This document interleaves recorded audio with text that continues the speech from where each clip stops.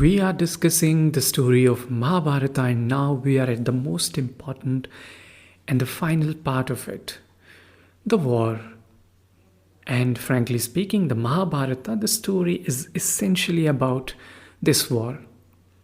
So far, we have learned what the Pandava brothers, what they went through, and how they had developed this hostility towards the other side, the Kauravas. But after the exile, why did the war begin?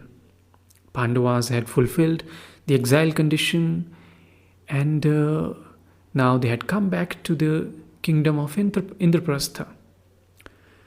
However, Duryodhana, he had different plans.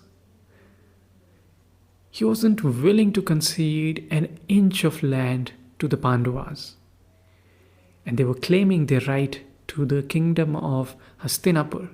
And he said, "No, I can't give you that." So essentially, they had to choose the path of violence. But then you can always ask, should violence be an option to claim one's right? Or should you avoid war if such a situation arises?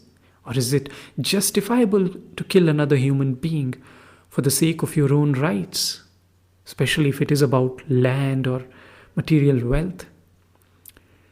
These are really interesting and deep questions, and these are also the questions that Arjuna, he asks Lord Krishna in the battlefield of Mahabharata as the war is about to unfold.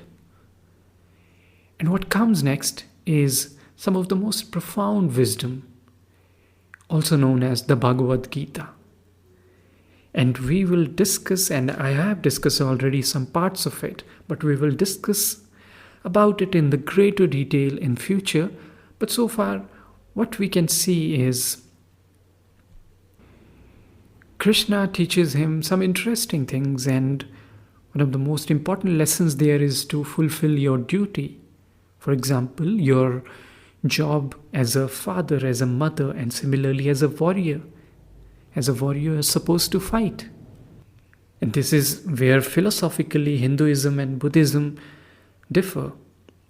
You might have seen its expressions, its manifestations differently. Buddhist monks, they believe that they are not going to kill anybody, and if at all it comes to that, they would rather kill themselves.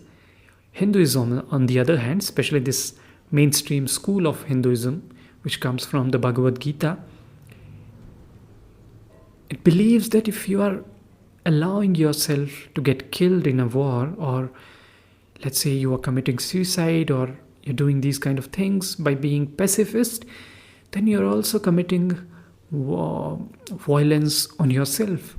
So that's not justifiable either. So that's how it goes. So the story of Mahabharata is about these lessons. And now, after the Bhagavad Gita passages, the war begins. Sounds of conch shells and trumpet calls of elephants, it vibrates in the air. The war starts and continues for the next 18 days. The position of advantage and disadvantage shifts over a period of the next few days. Sometimes Pandavas are on the top, sometimes the Kauravas. Eventually, through their skills and wisdom, and with the help of Lord Krishna, who is favoring Pandavas in this war, the Pandavas win. And although if you get into the details of it, the story of it, you'd find that a lot of unjustifiable things happen from the Pandavas' side. They are not always fair to the Kauravas. They take help of some unethical means. And that again, the context and the justification, you find it. And you find how the philosophy of it, how you fight the evil. Are you supposed to do those things? What happens when you do bad things? When you do things which are ethically wrong? Should you do them against evil people?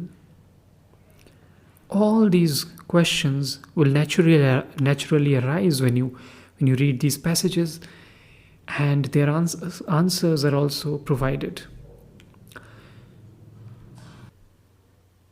So that's how it goes, and eventually the war is over.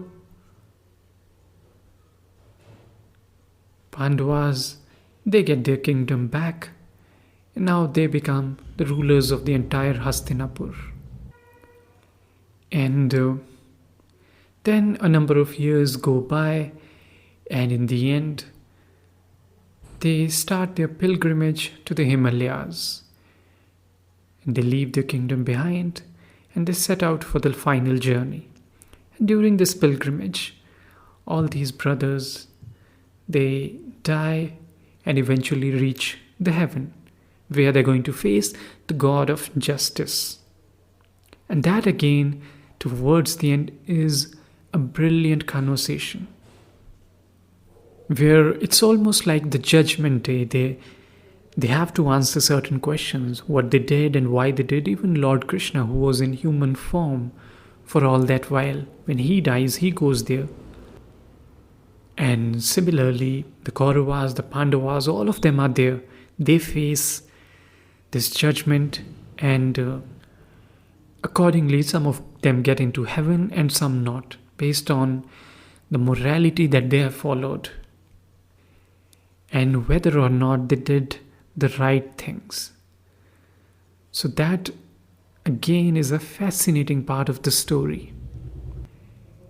And it's in the final moments, if not in the entire story, you realize that the good and evil, it's not really black and white. There are so many gray shades. If you see every character's life, by the way, which has been portrayed in Mahabharata, every single character, hundreds of them, the story of every character's entire journey is there. What they did throughout their lives, how they lived, how they died. And you see that good and evil, they exist in every person. Even Lord Krishna, when he was in human form, it's not that he was not doing wrong things. They exist everywhere. And at every step, you have to ask yourself, are you doing the right thing or not? And accordingly, you will be judged. So that's it for this conversation, this series on Mahabharata. But I would encourage you to read this fascinating epic yourself.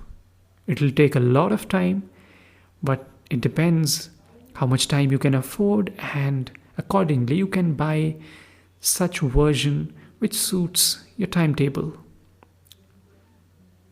So good luck with that.